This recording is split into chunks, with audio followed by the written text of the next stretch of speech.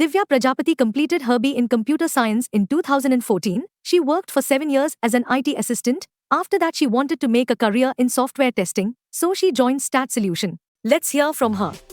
Hello, I am Divya Prajapati. I have completed my BE in Computer Science and Engineering in 2014. After that, I have joined one of the government organization and I started my career as an IT assistant on contract basis.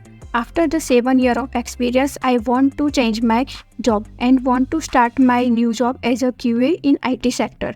For that, I joined STAD Solution, where I learned manual testing from basics to advanced, like how to find bug, how to make bug report, FRD, BRD, test scenario, test cases, and so on.